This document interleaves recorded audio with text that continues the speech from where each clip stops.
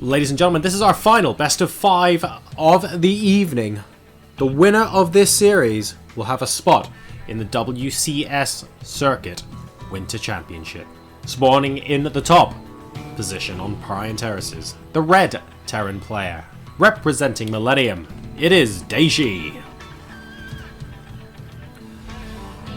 And his opponent, playing for Euronic Gaming, the blue Zerg in the bottom position.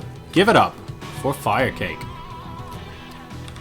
So, you know, we're guaranteed some French representation because, of course, both of these players hail from France.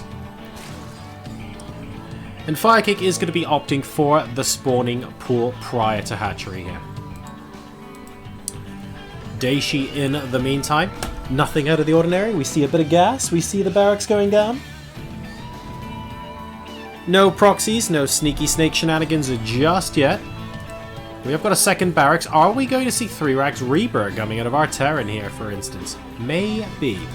There's the hatch coming down for FireCake. So, the winner of this, well, they'll be joining the 3 other qualifiers. And if you're watching this on YouTube or later on and you don't know who the other 3 qualifiers are, quick! Go check them out on the playlist because I'm about to spoil them. But basically, your other 3 qualifiers are Hearthstone, Showtime, and Vortex. So we have 2 Protosses and a Zerg already advancing. So will the last position also be taken up by a Zerg to make it 2 and 2? Or will we get a little bit of Terran representation as well? There is the 3rd barracks going down for Dayshi. And he is looking like he wants to get a bit of Reaperage done here. I mean, we could also transition into a fairly normal sort of bio-heavy build, but if you're going to be going for something like this early on, I think you might as well, to be honest. And there is the 50 gas, so we are going to have 3 racks Reaper. Pretty strong opening coming from Dayshi here. But also we have the Roach Warren nearly complete now for FireCake as well. And, well, Roaches do pretty well against Reapers, and they're pretty hardy units. And they're going to be able to distract them enough from killing off any drones in the mineral line. So I reckon that should be fine there. First Reaper going to be popping in now. We'll see a Queen. Doesn't like it. Wants to stop the Queen transferring it down. And, well, the longer you can delay the inject on this hatchery, the better. So notice how this Reaper is using all of its life to prevent the Queen from getting to the hatchery, delaying the macro as much as possible.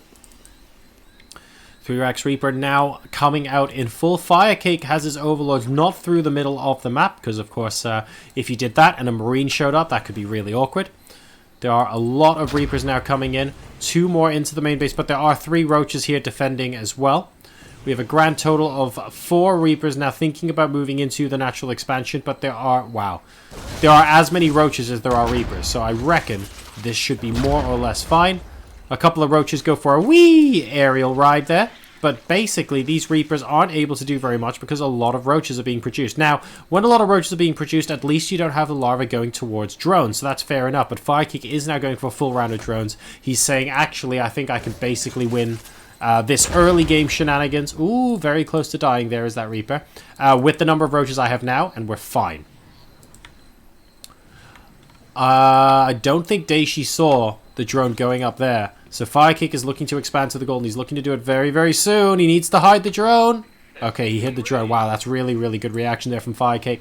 So he should be able to get the hatchery down at some point soon. Dayshi, in the meantime, is just constantly looking for places. Oh, he doesn't quite kill off the creature, although one more grenade from the Reaper should do it. It's only on 3 hit points. You basically, that's actually useful knowledge. You need 4 of them to pick off a creature. Still, there we go, and that's the other one. Very, very good deduction of where those creep tumors are, and a very good denying there from Dayshi. So he is up to 9 Reapers right now. The natural expansion is up and running, of course, for him. He hasn't got a super early 3rd or anything like that. He's actually building a ridiculous amount of Marines behind this. He's gone up to 5 barracks before even starting the factory, guys. And the hatchery is actually half done at the gold now, which I'm a little bit surprised about. I don't think Dayshi believes that a gold is down, but it is. And a worker managed to sneak out there. So all of a sudden these Roaches are going to have to fight. And now the Roaches, well, they're actually ooh, needs to be careful.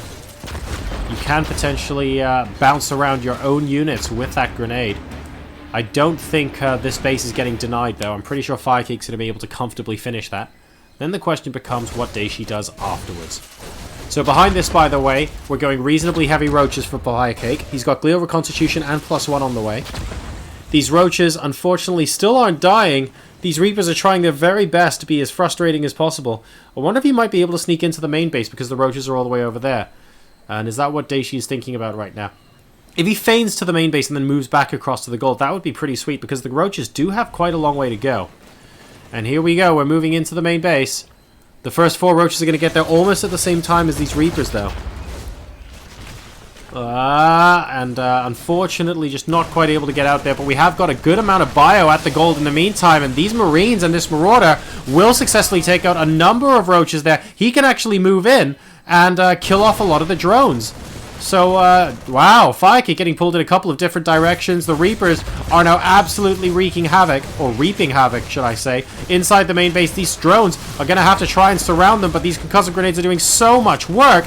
And dear, oh dear, this gold base is going to go down completely. The roaches are getting pulled into too many different directions. FireCake is not able to control on all fronts at the same time. He is, though. He is taking the gold over here, but at the cost of 7 drones and a good amount of unit losses. FireCake has lost more than Dayshi, not an incredible amount more, but having to rebuild the third does hurt. And I suspect Daishi's just going to want to keep piling on pressure here, because if the third goes up, the consequence of that from a mining point of view is simply higher. And it's higher because it's a gold base. So we're going into a rather traditional composition here. A lot of medevacs, marines, and stims about to complete, and we have siege tank as well. This is potentially a really strong timing. And note how there's no third base on the way. Has FireCake spotted there's no third base? He spotted there's no third base there. He hasn't yet spotted there's no third base there, but basically there's no command center even building right now. So this is just going to be an 8-minute timing with a siege tank. Is he?